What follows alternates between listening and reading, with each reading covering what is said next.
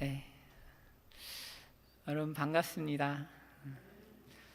제가 설교를 말씀을 선포하기 전에요, 조금 한 말씀을 드리고 하면 좋겠다 이런 생각이 들었어요. 뭐냐면, 여러분, 열왕기라는 성경은 누구에게 쓴 것이냐 하면요, 유다 민족, 하지만 포로가 되어서 바벨론에 잡혀간 사람들에게 쓴 성경입니다. 기본적으로요. 물론 우리 모두를 위해서 쓰셨지만 1차적으로 그렇다는 것이죠. 그 상황과 정황이. 그러다 보니까 하나님의 언약을 지키는 것에 대해서 굉장히 강조하는 성경입니다. 하나님의 언약을 지켜라, 이게 거의 열왕기의 전부라고도 할 수 있어요. 문제는 여러분, 이 당시에 열왕기를 들었던 이스라엘 민족, 유다 민족이 어떻게 변했는가 하면요, 그 이후에 바리새인처럼 변하는 경향을 띠게 됩니다. 무슨 얘기냐 하면요, 은혜에 관해서 잘 모르는 사람이 하나님 언약에 충성하라는 말만 들으면 영혼의 부담이 돼서 율법주의자가 될 가능성이 있습니다. 그러니까 말하자면, 저는 열왕기를 설교하면서 혹시 우리에게 그런 경향이 나타나지 않을까 조금 우려하는 측면도 있어요. 그래서 그럼 어떻게 하라는 거냐 이렇게 물으신다면, 여러분, 저는 여러분들이 갈라디아서 설교를 좀 들으시면 좋겠어요. 그러니까 이제 저희가 어쨌든 유튜브가 있고 하니까 꼭 제게 아니더라도 건전한 이제 목사님들의 갈라디아서 혹은 로마서 설교를 들으시면 좋겠고, 그러니까 너무 영혼에 부담이 될 때가 있잖아요. 하나님한테 잘해야 돼 이런 부담이 가득하실 때는 좀 갈라디아서나 로마서 같은 그런 믿음으로 의롭게 되는 복음에 관해서 좀 더 들으시는 것이 영혼에 유익하고 분명히 균형 잡힌 신앙이 될 것입니다. 네, 그러면 이제 오늘 성경 보겠습니다. 오늘 보실 본문은 열왕기상 18장 17절에서 19절까지입니다.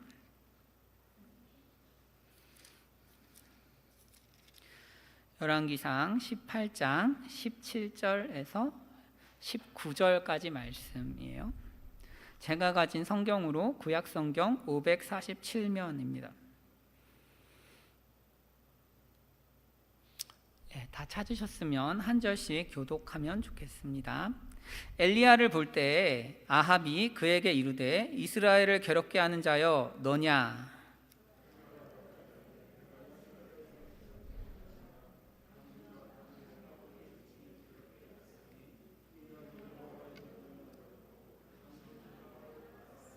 함께 읽겠습니다.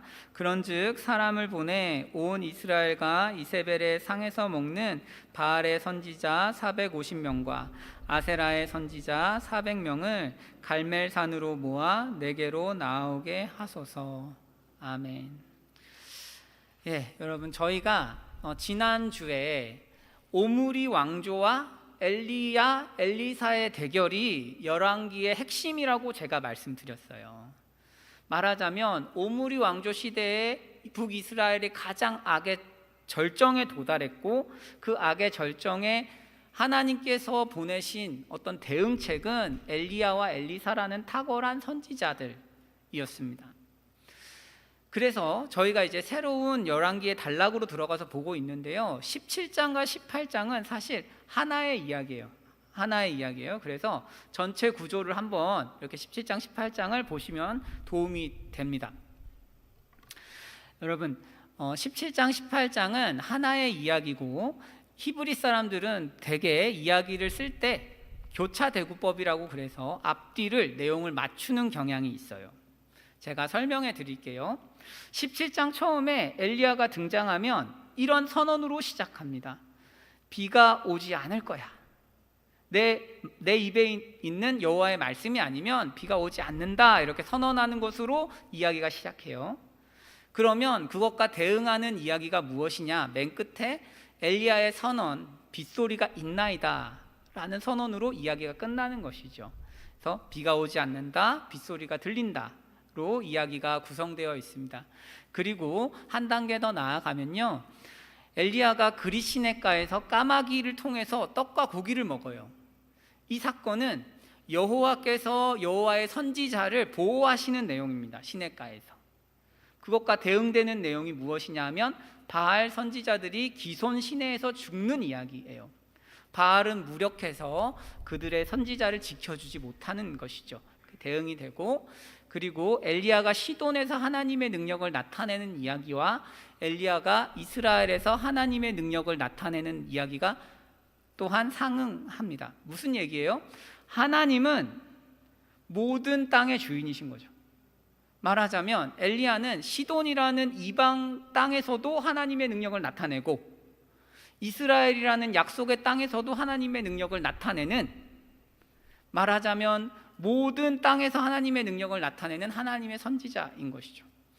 그리고 그 중심에 무엇이 있냐면 여호와와 바알 중에 참신이 누구냐라는 도전이 존재한 것입니다. 여러분, 17장 18장은 그러니까 가장 핵심적인 주제가 뭐겠어요? 누가 신이냐 이거죠. 누가 신이냐, 이것을 가리는 것이 17장 18장의 주제, 이렇게 이야기할 수 있겠습니다. 자, 이걸 머리에 넣으시고 이제 이야기를 시작해 볼게요.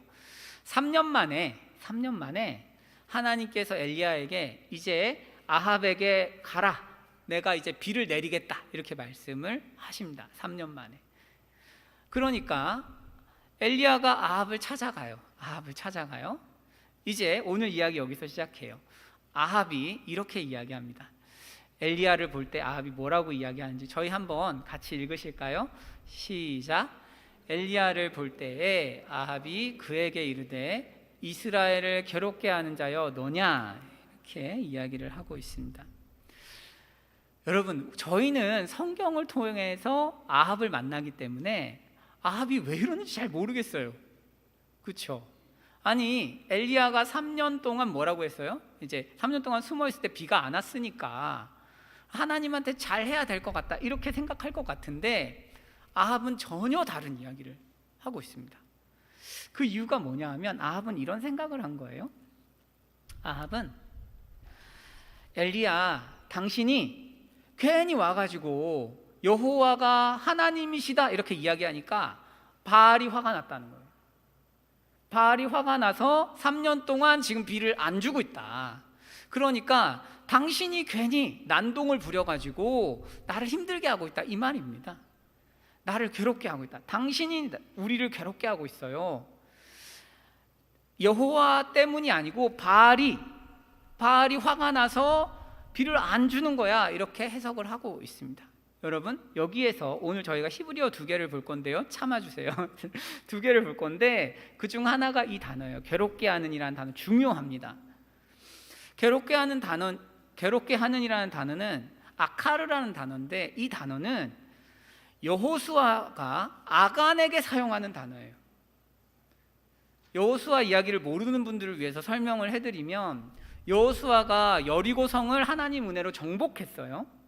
그러면서 여호수아가 그 성 안에 있는 전리품은 건드리지 마라, 건드리면 안 된다, 이렇게 이야기했지만 아간이 말을 듣지 않았습니다. 그래서 전리품을 숨겨요.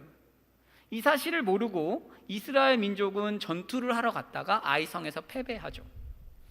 그래서 패배한 이유를 하나님께 여쭤보니까 하나님께서 죄 때문이다 라고 말씀하셨고, 그래서 찾아보니까 아간 때문이었던 거죠. 아간이 전리품을 훔쳤기 때문에, 숨겼기 때문에 하나님께서 이스라엘을 징벌하셨던 거예요. 말하자면 지금 엘리야를 아합은 아간 취급하는 것입니다. 아간처럼 너가 바알 신을 똑바로 섬기지 않고 바알 신에게 못할 짓을 했기 때문에 우리가 너무 괴롭다, 이 말에는 엘리야 너를 죽여야 되겠다, 이 뜻이죠. 왜냐하면 아간을 죽여야 여호수아가 승리할 수 있었던 것처럼 아합도 엘리야를 죽여야 비가 온다고 굳게 믿고 있는 것입니다. 그렇죠. 이제 다음 말씀 그대로예요. 그래서 여호수아가 이르되 내가 어찌하여 우리를 괴롭게 하였냐, 이때 아카르라는 단어죠. 아합은 이런 생각을 하고 있으니까, 이런 어리석은 사람들의 특징이 그런 거죠. 악인의 길은 어둠 같아요. 그래서 하나님을 떠난 인생은 문제를 진단할 능력 자체가 없어요. 왜 인생이 망가지는지에 대해서 전혀 진단해내지 못하고 걸려 넘어져도 왜 때문인지를 모르는 거죠. 그 이유를 찾지 못합니다. 깨달음이 없는 거죠. 그러니까 엘리야가 아합에게 은혜를 베풉니다. 뭐라고 은혜를 베푸냐? 나 때문이 아니야 이 말이죠. 아니 저기요, 저 때문이 아니고 당신이 배도했기 때문입니다. 이 이야기를 하는 것이죠. 당신이 하나님을 믿지 않았고 당신이 하나님의 법을 버렸기 때문에 하나님께서 지금 당신을 심판하시느라고 비를 내리지 않고 계십니다. 이렇게 정정을 해 준 것이죠. 여러분, 우리가 삶의 어려움에 처할 때 문제의 원인을 아는 것이 참 중요합니다. 그렇죠? 삶이라는 것은 끝없는 문제의 연속이고 문제를 어떻게 해결하느냐, 그러니까 문제가 없는 인생이 좋은 인생이 되는 것이 아니고요, 문제가 생겼을 때 문제를 잘 해결하는 능력이 있어야 좋은 삶을 살 수 있는 거죠. 그러면 문제를 잘 해결하려면 문제의 원인을 찾아야 하고 자신의 인생을 객관적으로 볼 수 있어야 돼요.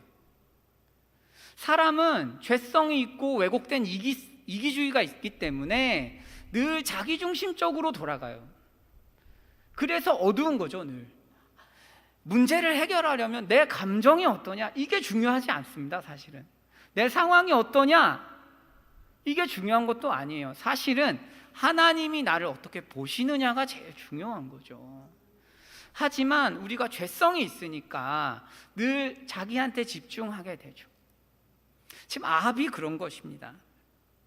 우리는 어둠 속에서 사람을 원망하기도 하고 사회를 원망하기도 하고 자기 자신을 향해서 분노를 터뜨리기도 합니다. 내가 그때 좀 더 잘했더라면, 아니면 그때 그 사람이 그렇게 행동하지 않았더라면, 이런 식으로 삶의 문제를 다른 사람에게 전가하면서 자신을 정당화하는 그런 행동을 반복하고는 합니다. 아합처럼 말이죠. 그런 우리에게 성경은 엘리야의 입을 빌려서 하나님과의 관계 문제야 라고 우리를 책망하시는 것입니다. 여러분, 지금 우리는 이곳에 오후 예배까지 남아 계신 분들은 도대체 그러면 내가 예배를 드리는 것 이외에 무슨 하나님 앞에서 배도를 했단 말인가? 지금 엘리야가 이야기하는 것은 단순히 예배를 드렸느냐 드리지 않았느냐 이 문제가 아니에요. 여호와의 명령을 버렸다라고 이야기하고 있지 않습니까? 그리고 바알을 따랐다, 이 두 가지가 문제인 거죠. 여러분, 우리가 하나님을 섬기는 이 일은 절대로 쉽지 않습니다. 왜냐하면 인간은 욕심을 따라서 살고 싶거든요. 바알을 따라서 사는 것이 인간의 본능이에요. 그래서 하나님의 말씀을 인도함을 받아서 사는 사람은 반드시 욕심을 꺾으면서 가셔야 돼요. 두려움을 이기면서 가야 되죠. 우리 인생은 뭐 별거 없어요. 두려움을 꺾고 욕심을 꺾고 하나님 말씀을 따라가는 게 좋은 인생인데 지금 그렇게 못하고 있는 것이죠. 여러분, 우리는 그래서 욕심 따라가면서 하나님 말씀을 버리곤 합니다. 통계적으로 여러분, 믿는 사람과 믿지 않는 사람의 삶이 거의 차이가 없다 그래요. 거의 차이가 없습니다. 매 주일 예배를 드리는 사람과 드리지 않는 사람이 소망하는 것이 거의 비슷합니다. 매 주일 예배를 드리더라도 삶에서 우리가 기도하지 않고 말씀을 읽지 않고 미워할 것은 다 미워하고 법을 어기는 것을 예사로 알고 정직하지 않고 거짓말합니다.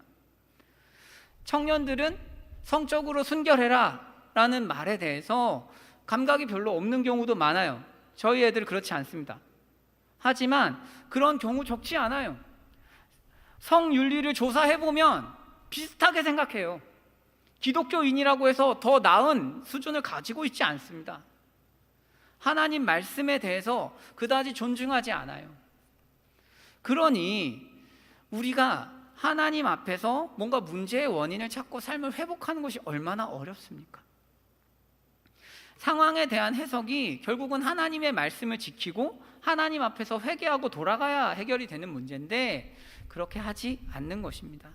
늘 우리는 삶을 뭔가 미궁 속에서 혼란해하면서 살아가는 경우가 많죠. 여러분, 이런 경우에 엘리야가 제안을 합니다. 그래, 당신도 나 때문이라 하고 나는 당신 때문인 것 같으니까 능력 대결을 해보자는 것이죠. 그래서 19절에서 아합에게 이렇게 말을 합니다. 그런즉 사람을 보내서 온 이스라엘과 이세벨의 상에서 먹는 바알의 선지자 450명과 아세라의 선지자 400명을 갈멜산으로 모아 내게로 나오게 하소서. 사람을 다 불러서 능력 대결을 하자는 것이죠. 여러분, 여기서 신기한 것은 아합이 말을 잘 듣는다는 거죠. 그러니까 아합이 굳이 말을 안 들어도 되는데 뭐 그냥 미친 선지자인가 하고 지나가도 되잖아요. 무시할 수 있는데 하나님께서는 아합이 엘리야의 말에 순종하도록 만들어 두셨습니다. 대단한 것 같아요. 그래서 아합이 자기도 모르게 순종하고 있는 거죠. 하라는 대로 하고 시키는 대로 하고. 이 아합이 엘리야를 만난 이후에 아합이 첫 마디를 하고 나서 계속 순종해요. 엘리야한테 계속 순종합니다. 그래서 이제 갈멜산에는 엘리야가 오고요, 엘리야가 오고 아합이 오고 모든 이스라엘, 모든이라는 표현은 많은 이스라엘입니다. 많은 이스라엘 사람들과 그리고 바알 선지자 450명이 모입니다. 이제 엘리야가 사람들한테 말을 시작해요. 말을 거는데 이런 얘기예요. 자, 엘리야가 이렇게 이야기합니다. 모든 백성들에게 가까이 가서 너희가 어느 때까지 둘 사이에서 머뭇머뭇하려느냐? 여호와가 만일 하나님이면 그를 따르고 바알이 만일 하나님이면 그를 따를지니라 하니 백성이 말 한마디도 대답하지 아니하는지라. 아멘. 여러분, 여기서 엘리야가 도전하는 거죠. 왜 둘 다 믿어? 여호와를 믿든지 바알을 믿든지 둘 중 하나를 해라, 이 말입니다. 여기서 머뭇머뭇거리다라는 단어는 절뚝거리다라는 표현이에요. 그래서 절뚝거리면서 인생을 왜 그렇게 사느냐, 이런 책망이라고 할 수 있습니다. 엘리야는 지금 이스라엘 사람들에게 여호와와 바알을 둘 다 섬기는 게 불가능하다 이렇게 이야기를 하고 있는데요, 이 이야기는 당시 사람들에게 굉장히 충격적입니다. 왜냐하면 당시 사람들은요, 하나님과 바알을 함께 섬기는 것에 대해서 그 어떤 문제의식이 별로 없습니다. 이 사람들이 이렇게 생각하는 거예요. 여호와라는 신은 우리를 애굽에서 구하고 그리고 가나안 전쟁을 인도한 신이다. 그리고 가나안에서 나에게 축복을 주고 다산의 축복과 농사의 축복을 주는 신은 바알이다. 둘 다 믿어야지, 이렇게 생각을 하는 것이죠. 그러니까 이스라엘이 왜 둘 다 믿으면 되지 굳이 여호와를 선택해야 돼? 바알을 선택해야 돼? 이런 생각이 드는 것입니다. 그래서 침묵하죠. 대답을 안 했다. 여러분, 대답을 안 한 것은 거절이죠. 싫다는 것입니다. 우리도 여러분 이렇게 하나님을 믿는 경우가 적지 않습니다. 하나님을 믿는 것은 뭔가 대가를 요구하는 일입니다. 적어도 우선순위에 있어서 하나님과 동급으로 둘 수 있는 것은 하나도 존재하지 않죠. 제 소견에 저보다 나이가 조금 연세가 드신 분들 세대는 돈이 우상인 것 같아요. 모르겠어요, 살아보지 않아서. 하지만 제 생각에는 돈과 자녀인 것 같아요. 돈과 가정. 하나님과 재물을 겸해서 섬길 수 있을까요? 안 됩니다. 하나님과 자녀를 겸해서 섬길 수 있을까요? 안 됩니다. 지금 저희 세대는 평안함입니다. 안락함, 몸이 편한 것. 안락함과 하나님을 동시에 섬길 수 있을까요? 그것 역시 불가능합니다. 그럼에도 이런 신앙생활에 어떤 문제의식을 느끼기보다는 그냥 이렇게 흘러가는 경우가 많습니다. 신앙생활을 하면서도 청년들의 경우에 뭔가 교회가 요구사항이 많고 내 삶을 어렵고 불편하게 만들고 부담을 준다면 견디기 힘들어 하는 것이죠. 육신의 안락함과 평안함이 우리 시대, 우리 세대의 아주 강력한 우상이거든요. 돈을 많이 버는 것은 사실 그 다음 문제인 것 같아요. 이제 살 만큼 살아서 그런지 윗세대 분들하고 조금 달라요. 편한 게 최고인 세대가 되었습니다. 여러분, 이런 우상순위가 이제 바뀌고 있고, 그럼에도 불구하고 본질은 똑같아요. 하나님을 섬긴다는 것은 우리의 평안함을 포기한다는 얘기고, 하나님을 섬긴다는 것은 때로는 재물을 놓는다는 의미입니다. 엘리야는 바알이 참신이 아니다라는 것을 보여주기 위해서 시합을 제안합니다. 시합. 어떤 시합이냐? 이런 얘기죠. 이제 신을 부르자. 우리가 재물을 놔두고 신을 불러보자. 그러면 이 신이라는 작자가 이제 불을 내려주면 그 사람 그 신이 하나님이다. 어때? 이렇게 제안을 하니까 옳다 막 이러면서 좋아하는 거죠. 그래서 엘리야가 바알의 선지자들에게 먼저 해봐 이렇게 넘겨줍니다. 그러니까 엘리야 얘기를 듣고 바알 선지자들이 막 이제 송아지를 가져다가 잡고 아침부터 낮까지 한 3시간 정도 바알의 이름을 부르고 응답하소서 막 이러지만 응답이 없었어요. 응답이 하도 없으니까 이제 제단 주위에서 뛰놀기 시작합니다. 막 춤을 추면 막 올 거라고 생각하는 거죠. 여러분, 이게 저희가 오늘 중요하게 여겨야 되는 히브리어 2번째인데요. 뛰놀다라는 동사가 굉장히 중요합니다. 왜 이 동사가 중요하냐 하면요, 이제 저한테 중요한 게 아니고 뛰놀다는 앞에 나온 머뭇머뭇거리다와 동일한 단어예요. 말하자면 지금 성경이 무슨 이야기를 하고 있는 거냐 하면요, 우상과 하나님과 바알 사이에서 머뭇머뭇거리면서 두 신을 섬기는 것과 대답 없는 바알 제단 앞에서 춤을 추는 것이 똑같은 행동이다 라고 고발하고 있는 것입니다. 말하자면 우리에게 이런 얘기를 하는 것이죠. 둘 다 섬긴다는 것은 우리는 큰 어떤 문제의식을 느끼지 못하더라도 어떻다는 거예요? 실제로는 우상숭배를 하고 있고, 보통 우상숭배를 하는 것이 아니라 춤을 추고 있는 그런 모습이라는 거죠. 그래서 하나님께서 엘리야에게 이런 행동을 시키시죠. 엘리야가 조롱합니다. 그렇죠? 엘리야가 조롱해요.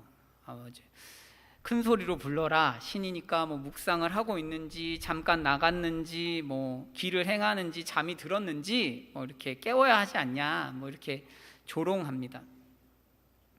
여러분, 하나님께서 우리에게 도전하시는 것이 무엇이냐 하면요, 하나님 앞에서 우선순위를 정하지 못하고 하나님과 뭔가를 동등한 순위로 두었을 때 그것은 우상 숭배와 같다라고 도전하시는 거예요. 그런 삶은 절뚝절뚝거리는 삶이라는 것입니다. 여러분, 우리 삶은 한 번밖에 없습니다. 인생은 짧은 것 같아요. 저는 이제 성운교회 와서 이제 거의 5년이 다 돼 가는데 정말 눈 깜짝할 사이에 갔어요. 금방 간 것 같아요. 과장입니다. 오해하지 마시고. 그런데 금방 가요. 인생은 뭔가를 후회하고 자책하고 고민하고 하면서 보내기에는 너무 짧습니다. 제가 오늘 새벽에 오면서 돌아가신 옥하는 목사님 세미나 설교를 조금 들었어요.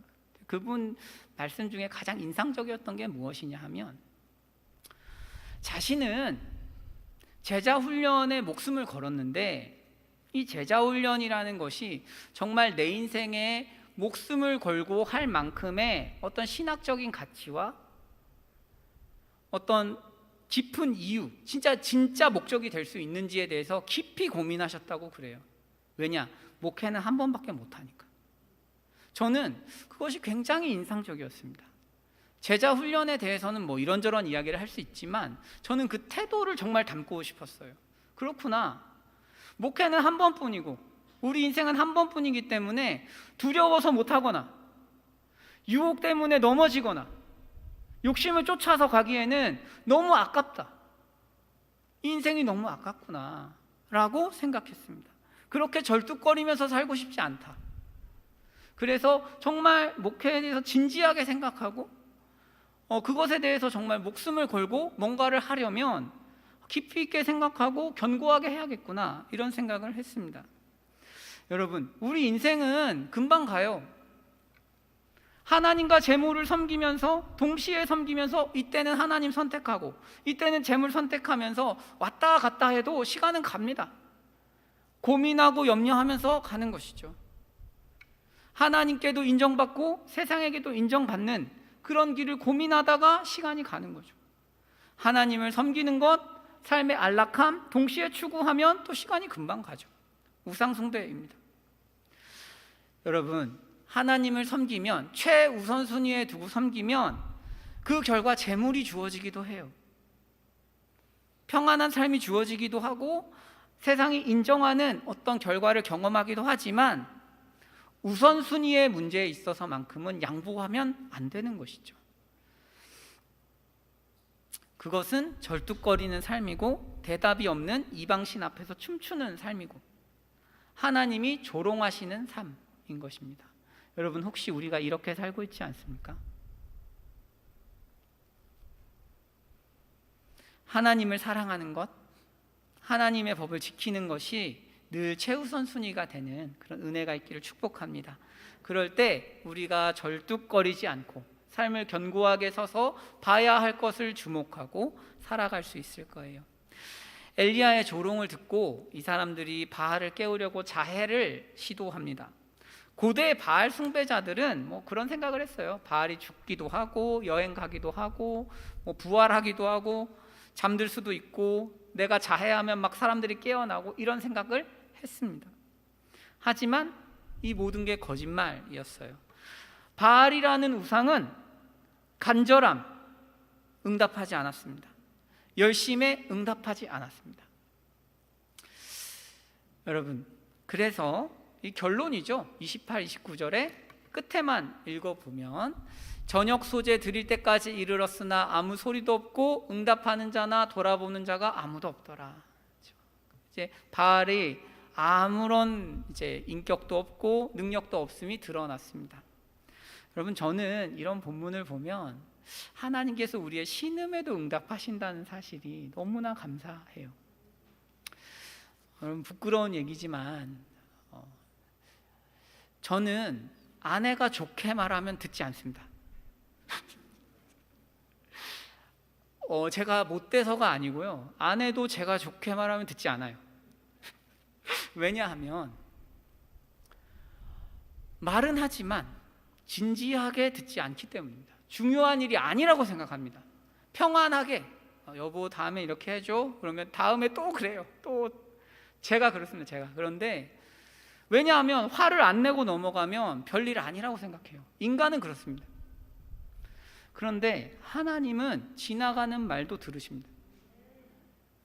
얼마나 좋은 분이에요. 그래서 저는 하나님을 생각하면, 여러분, 바알은 소리를 쳐도 듣지 않습니다. 하나님은 우리가 생각만 해도 들으시죠. 얼마나 좋은 하나님이세요, 그렇죠? 그렇게 바알 시간은 갔고 이제 엘리야 시간입니다. 엘리야가 시간이 왔어요.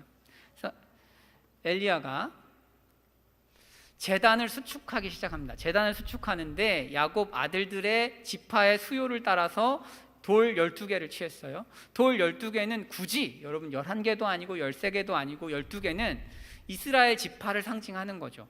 말하자면 하나님과 언약 관계에 있다는 사실을 보여주는 것입니다. 엘리야가 이런 거예요. 얘들아 일로 와봐. 이스라엘 민족에게 이리 와 한 다음에 12개를 선택해서 보여주는 거죠. 너희와 하나님은 어떤 관계라는 거예요? 언약 관계라는 것을 돌을 굳이 12개를 골라서 보여주고 있습니다. 그런 다음에 나무를 놓고 그 위에 번제로 드릴 송아지를 놓고 물을 4통을 3번 부어서 물을 막 흘러 넘치게 만들었습니다. 웬만큼 불이 떨어져도 발화가 되지 않도록. 엘리야의 자신감이죠. 봐라, 절대 불에 탈 수 없는 고기가 있는데 이것을 하나님이 태우실 것이다 라는 어떤 자신감이죠. 그리고 나서 엘리야가 이제 기도를 합니다. 기도를 하는데 여기에서 저희가 기억해야 할 것은 이렇게 기도했다는 거예요. 여호와여, 이렇게 기도하지 않고 아브라함과 이삭과 이스라엘의 하나님 여호와여 이렇게 불렀다는 거죠. 이것 역시 언약 관계입니다. 말하자면 엘리야가 백성들에게는 돌 12개를 가지고 백성들에게 하나님과 백성들 간의 언약 관계를 주장하고, 그 다음엔 하나님께 기도할 때는 하나님, 우리는 아브라함과 이삭과 이스라엘의 하나님을 믿습니다 라고 얘기해서 언약 관계를 하나님께 주장합니다. 언약으로 묶여 있는 것이죠. 이 기도는 엘리야가 이렇게 자신 있어 하는 이유를 분명하게 밝혀주는 거예요. 여러분, 엘리야가 하나님께서 자신에게 응답하시리라는 절대적인 확신을 가진 이유가 무엇입니까? 하나님이 언약을 맺으셨기 때문에, 약속하셨기 때문이죠. 하나님과 우리와의 관계, 이스라엘 백성과의 관계는 이스라엘의 부패함, 악, 잘못으로 끊어질 수 있는 어떤 종류의 것이 아니라 여전히 하나님의 신실하심과 은혜로 유지되는 언약이기 때문에 하나님 앞에서 언약을 주장하면 하나님이 들으신다는 절대적인 자신감이 있는 것입니다. 여러분, 우리가 예배에 나올 때도 마찬가지죠. 예배에 오실 때도 우리는 때로는 실패한 인생을 들고 오기도 하고, 죄에 넘어진 인생을 들고 오기도 하고, 나의 연약함을 들고 오기도 하지만 하나님께서는 그것을 보시고 우리에게 응답하시는 것이 아닙니다. 하나님은 예수 그리스도의 공로를 보시고 우리에게 은혜를 베푸시는 거죠. 여러분, 때로는 우리가 한 주 동안 실패한 내용들 너무 많아서 죄책감 가운데 고통당하고, 하나님, 저 같은 사람이 예배를 드릴 수 있을까요? 라고 고민하지만 그때에도 하나님은 우리를 사랑하시고 축복하시려고 합니다. 왜냐? 하나님은 예수님을 통해서 우리와 언약을 맺으셨거든요. 은혜로 언약을 맺으셨어요. 사람의 행동에 따라서 하나님께서 반응을 달리하시면 인간은 반드시 하나님께 심판당할 수밖에 없기 때문에 하나님께서 은혜로 내가 너희를 대하겠다는 언약을 맺은 것이 십자가입니다. 하나님은 정의로우시고 공의로우시기 때문에 악함을 보고 축복하실 수가 없습니다. 악은 심판하셔야 합니다. 인간은 악합니다. 그래서 인간을 대신해서 의로우신 오직 한 분 예수 그리스도를 세우신 거죠. 그래서 우리가 예배 시간에 나올 때 하나님은 우리를 보고 축복하지 않으십니다. 예수님을 보고 축복하시는 거죠. 예수님의 공로를 의지해서 우리를 축복하시기 때문에 우리가 하나님 앞에서 자신감 있게 예배 드릴 수 있고, 비록 죄에 넘어졌더라도 하나님께 간구할 수 있는 힘이 여기에서 나오는 것입니다. 여러분, 우리가 예수님을 의지해서 예배를 드리면 하나님의 응답은 성령의 불을 내려주신 것입니다. 이 불은 도무지 불붙지 않을 것 같은 심령에 불을 붙입니다. 죄악이 가득한 욕망, 음욕, 명예욕, 인정욕구, 열등감, 교만함, 돈을 향한 탐욕, 무사안위를 바라는 마음을 소멸하는 불이고, 하나님을 섬기려는 욕망을 일으키는 불입니다. 예배가 왜 중요한가? 예배 시간은 하나님의 성령께서 주도적으로 일하시면서 성령의 불을 주시는 시간이기 때문이죠. 이 시간을 통해서 하나님께서는 우리에게 감동을 주시고 눈물도 주시고 책망도 하시고 위로도 하십니다. 여러분, 혹시 오늘 예배를 드리실 때, 찬양하실 때 감동이 있으셨나요? 평소 삶에서 경험하지 못한 기이한 기분을 예배 시간에 경험하십니까? 예배를 드리다가 그래, 내가 살았다 라는 생각을 혹시 해보신 적이 있으신가요? 말씀을 들으실 때 나의 상황에 너무나 적합한 말씀이 주어져서 가끔 놀라곤 하십니까? 말씀이 믿어지는 은혜를 경험하십니까? 그렇다면 여러분, 우리에게 하나님께서 불을 주신 것입니다. 그것이 성령의 불이에요. 인간이 자신의 힘과 능력으로는 만들어낼 수 없는 하늘의 불을 하나님께서 주신 것이죠. 이게 예배의 신비입니다. 그렇다면 여러분, 우리가 이 성령의 불을 경험한다면 하나님께서 이 불을 통해서 우리에게 기대하시는 것이 있어요. 뭔가를 말씀하고 계신데 이 이야기를 하고 싶으신 거예요. 여러분, 중요한 구절이니까 우리 같이 한번 읽어보실까요? 37절 시작.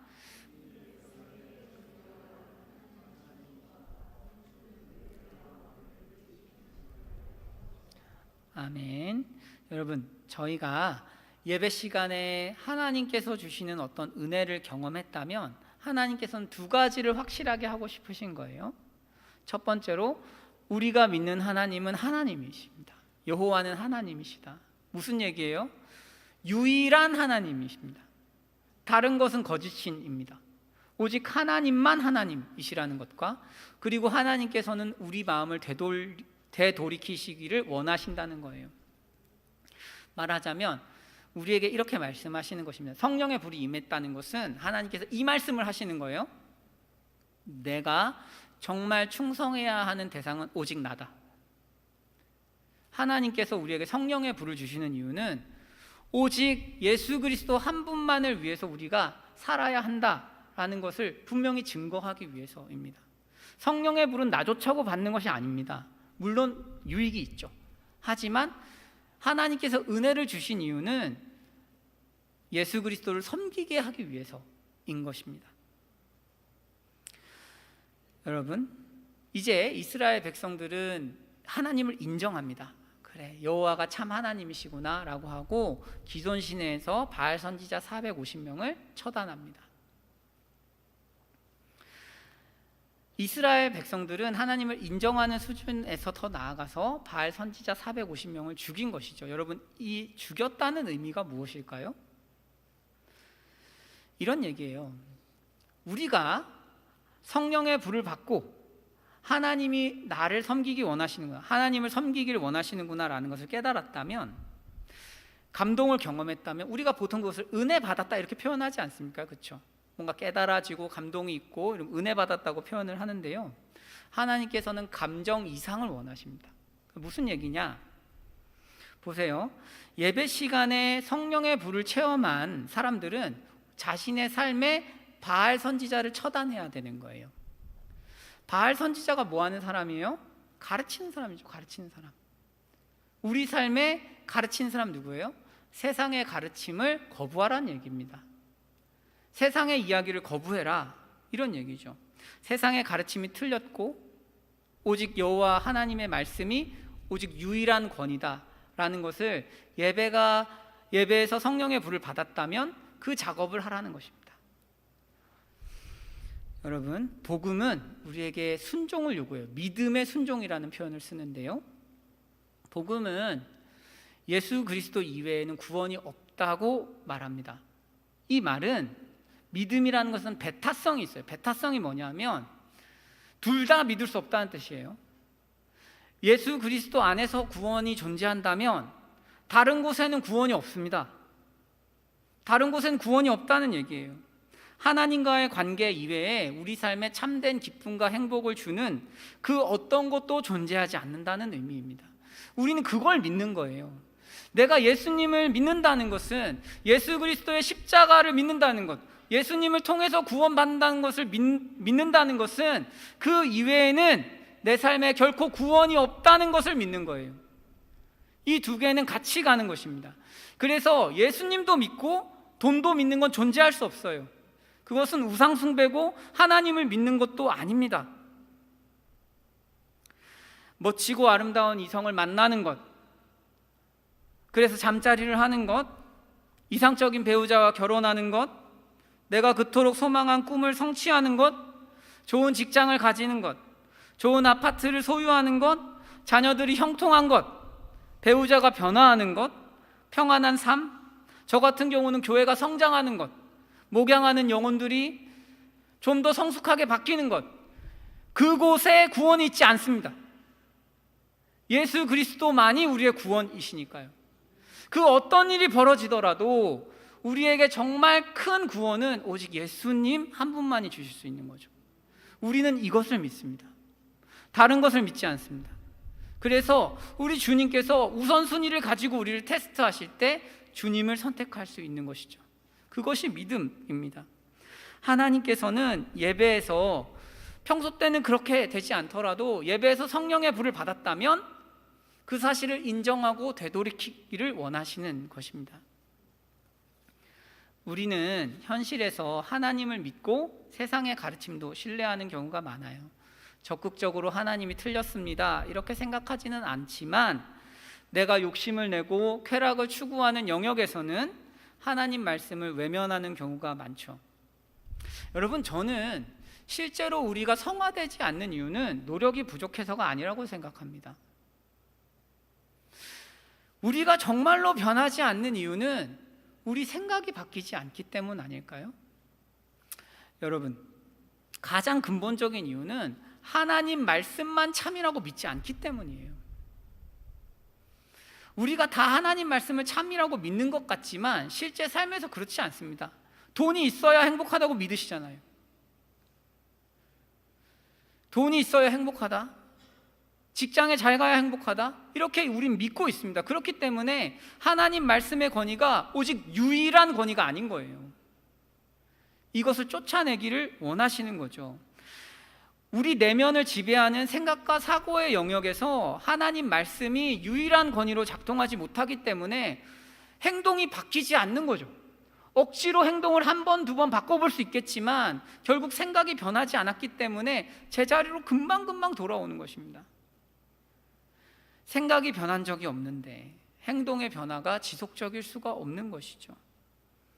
그러니까 세상에서 살아가는 것, 세상의 방식을 택하는 것이 이상하지 않은 것입니다.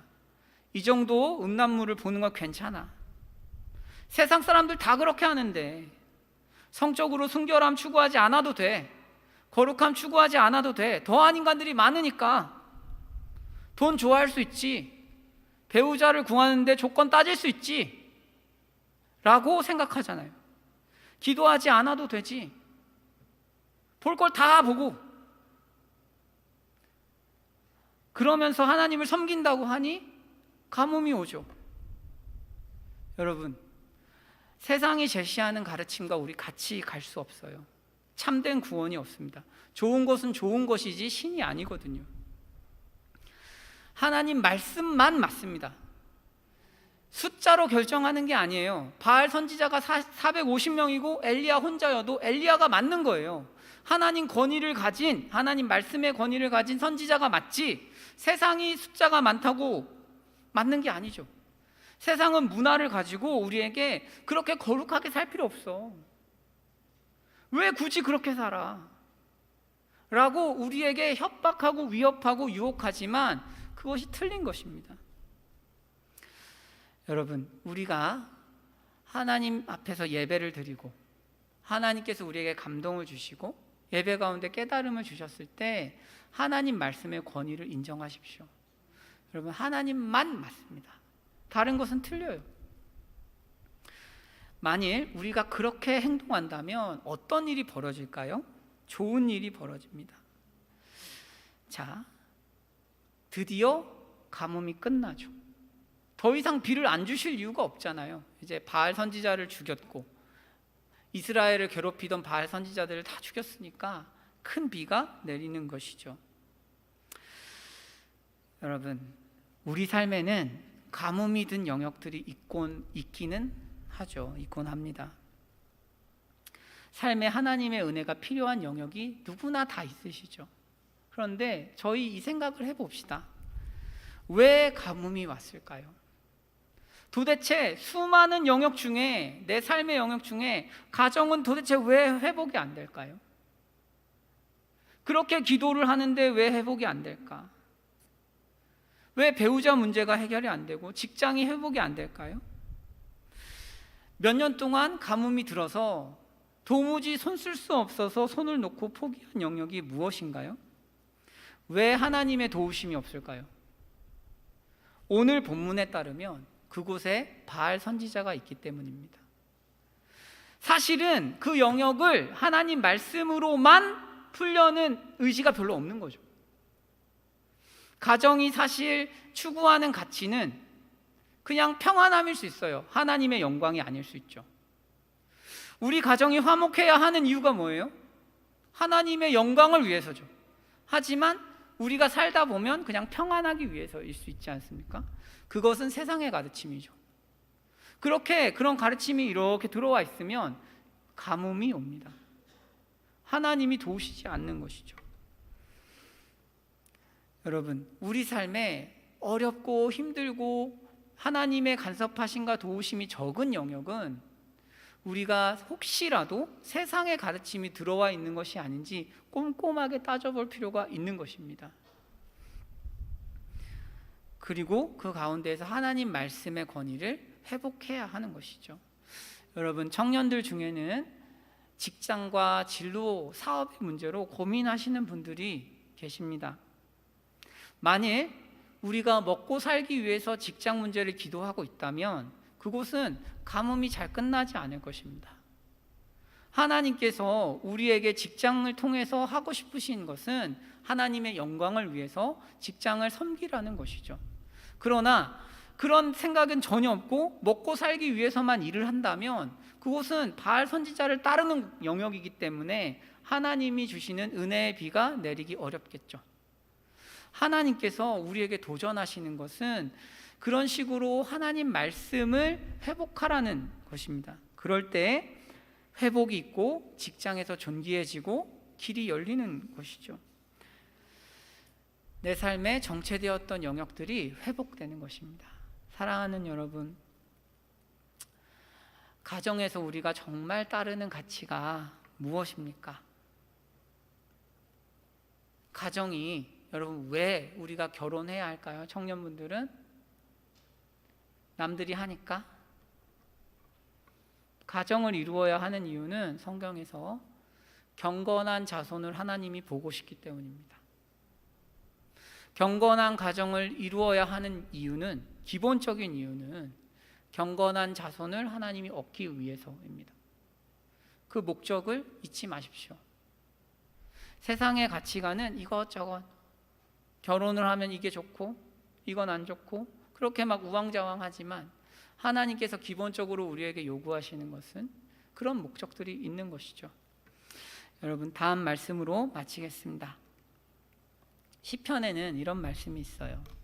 입이 있어도 말하지 못하며, 눈이 있어도 보지 못하며, 귀가 있어도 듣지 못하며, 코가 있어도 냄새 맡지 못하며, 손이 있어도 만지지 못하며, 발이 있어도 걷지 못하며, 목구멍이 있어도 작은 소리조차 내지 못하느니라. 우상을 만드는 자들과 그것을 의지하는 자들이 다 그와 같으리로다.